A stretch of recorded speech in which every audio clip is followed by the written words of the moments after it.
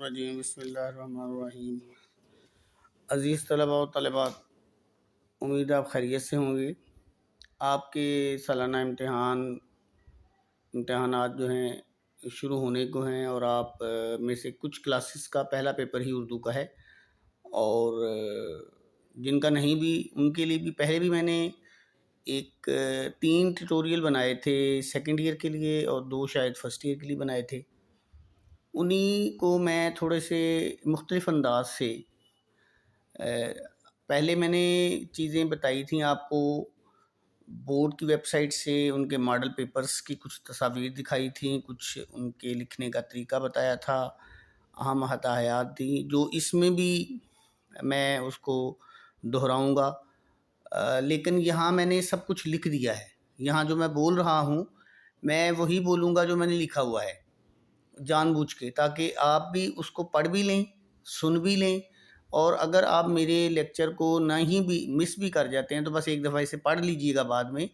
तो ये सारी चीज़ें बिल्कुल टू दी पॉइंट जो है वो मैंने इसको अब बोल दिया है और वो आपके लिए बोला है। अब आप देखें कि ये टाइम मैनेजमेंट इसका मैंने नाम रखा है।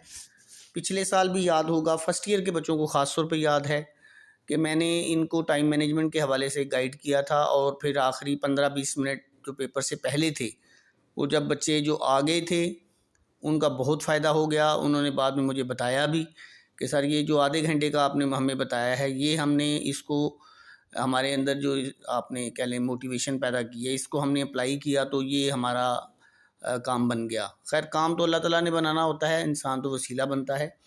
उन बच्चों का भी शुक्रिया जिन्होंने मेरी बात पे अमल किया और बहरहाल ये तो आप ही का कह लें हक़ था इसके ऊपर।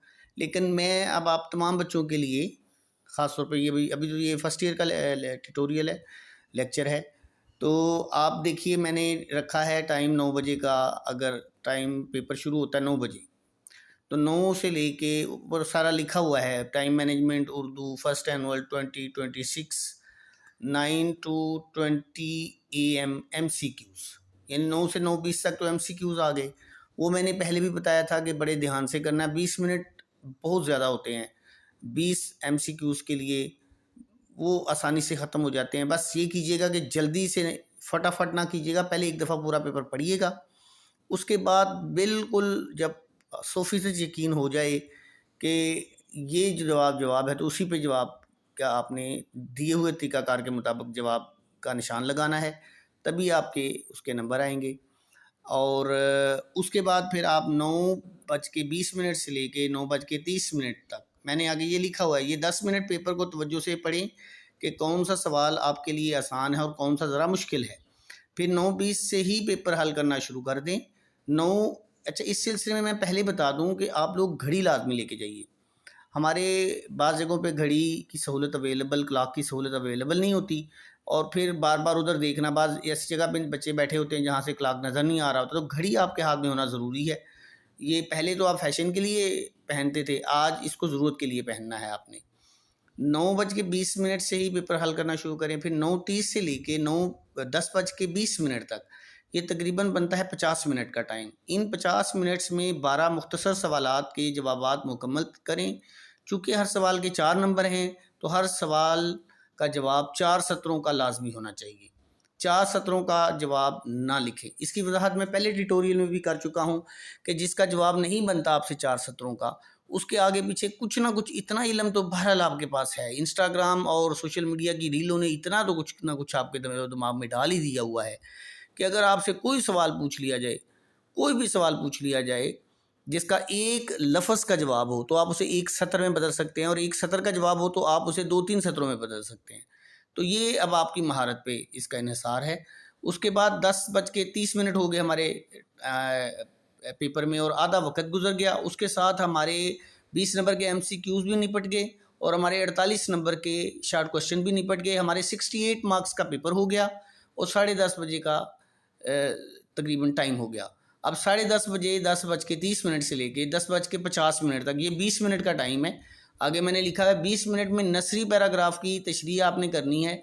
ये 1.5 सफ़े पे कम अज़ कम मुश्तमिल होगी, इसको मुकम्मल करनी है, या ई शीट पे अगर उन्होंने 2 सफ़े दिए हुए हैं तो फिर आप स्पीड अप बढ़ाइए स्पीड को और उसको 2 सफ़े मुकम्मल कीजिए।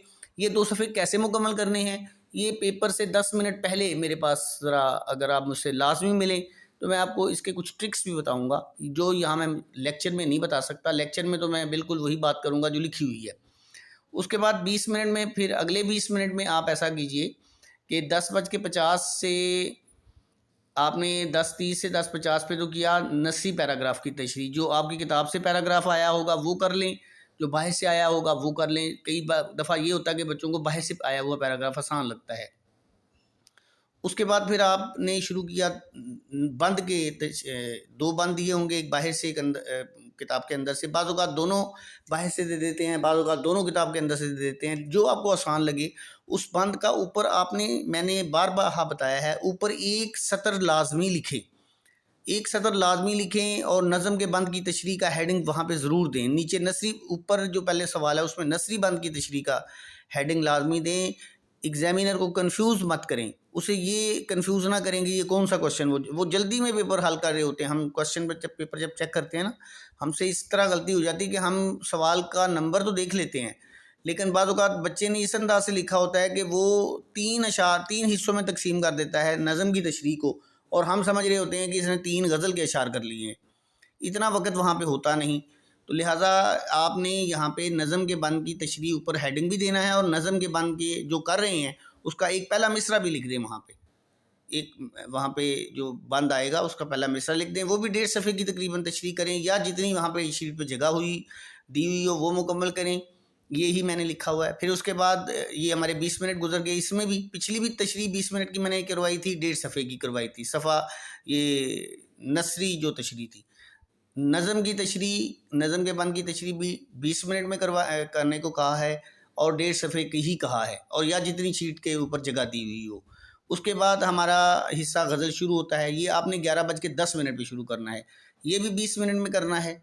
और इस में ई शीट पर जितनी सॉरी यहाँ मैं थोड़ा सा गलत हो गया, इसमें हमने नज़म के बंद की तशरीह कर ली 11:10 पे। 11:10 से लेके अगले 20 मिनट हमने 11:30 तक हमने हिस्सा गज़ल के 3 अशार करने हैं, और 3 अशार इस तरह करने हैं कि पहले ऊपर से शेर लिखना है, ऊपर एक शेर लिखना है जिसकी तशरीह करनी है, क्योंकि यहाँ बड़ी कन्फ्यूजन करते हैं बच्चे। यहाँ नसर और नज़म की तशरीह, चूँकि सवाल भी इकट्ठे होते हैं, बच्चे मिक्स कर जाते हैं। वो बाज़ औक़ात ये वो अशार लिखते हैं ना नज़म की तशरीह में, तो वो ऐसे लगता है जैसे सवाल ही अलहदा हो गया है। वो नहीं करना आपने बिल्कुल भी। वो कोशिश करें कि आप इनके अशार ऊपर एक-एक मिसरा तो लाज़मी लिखें जो शेर की तशरीह करनी है, और गज़ल के अशार अलहदा-अलहदा करने होते हैं, इकट्ठी तशरीह नहीं करनी होती। नज़म के अशार की तशरीह इकट्ठी करनी होती है, क्योंकि मौज़ू ही उसका एक होता है और वो इकट्ठा ही दिया होता है बंद। आपको ये चीज़ें एक नहीं, पता नहीं कई 100 मरतबा क्लास में बताई जा चुकी हैं, समझाई जा चुकी हैं, करवाई जा चुकी हैं। तो आप 11:30 तक इस 3 अशार की तशरीह, ये भी 1.5 सफ़ा ही बनेगा। यानी कैसे बनेगा, पहला शेर आपने लिखा, कोई शेर आ गया गज़ल का, उसका आपने पहला मिसरा लिखा, फिर उसके बाद आपने डायरेक्ट तशरीह से शुरू कर देना है।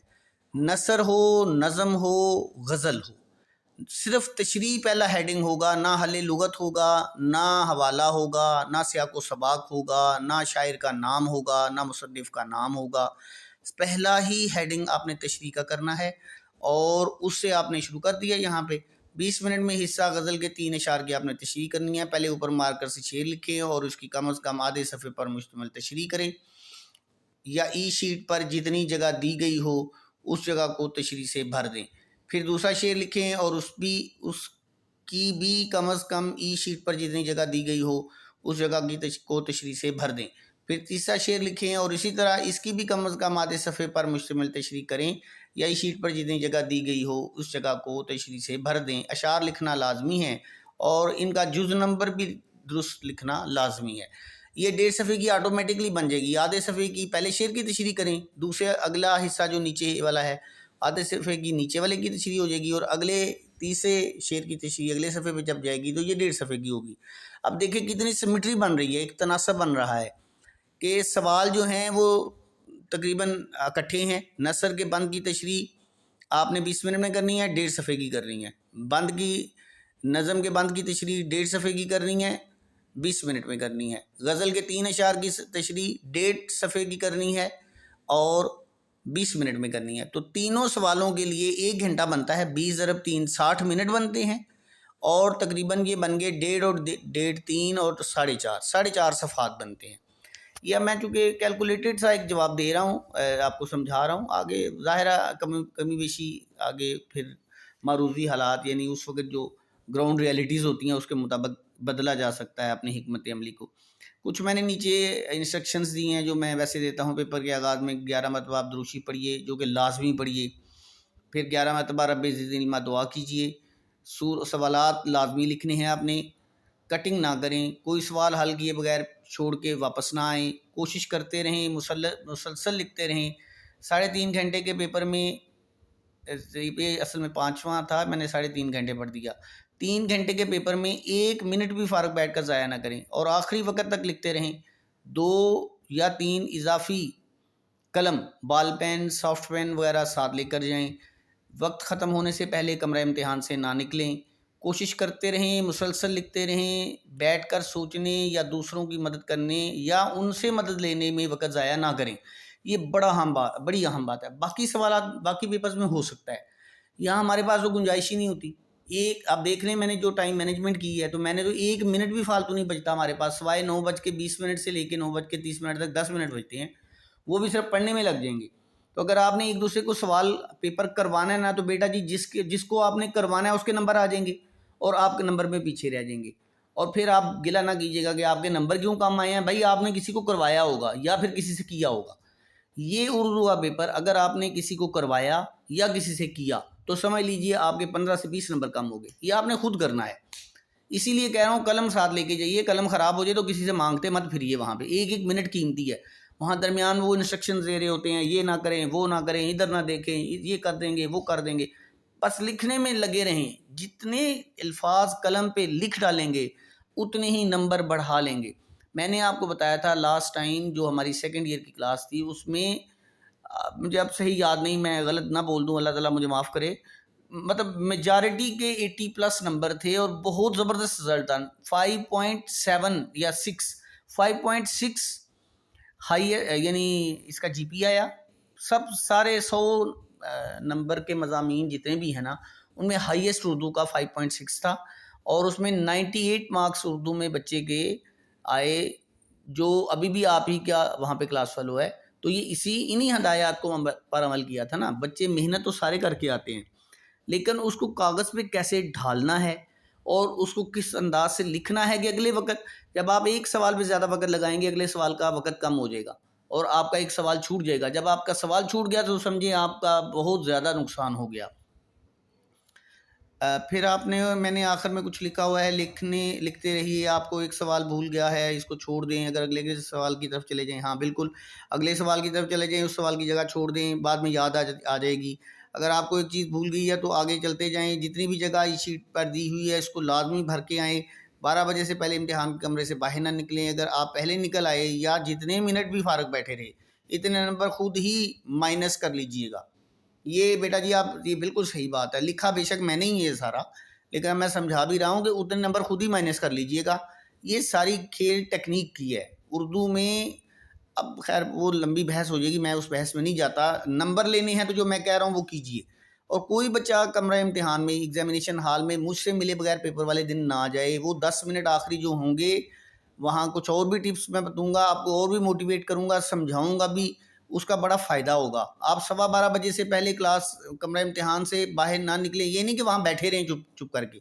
12:15 बजे वो खींचें आपसे पेपर खुद नहीं देना उर्दू का, अगर आपने नंबर लेने हैं। और नंबर इसी में आपके सबसे ज़्यादा आ जाएंगे। ये मेरा आपको चैलेंज है, आप रिजल्ट लेके आ जाइएगा। सर आपने कहा था फलां मजमून में मेरे ज़्यादा आ गए हैं, मुझे दिखा दीजिएगा नंबर ज़रा।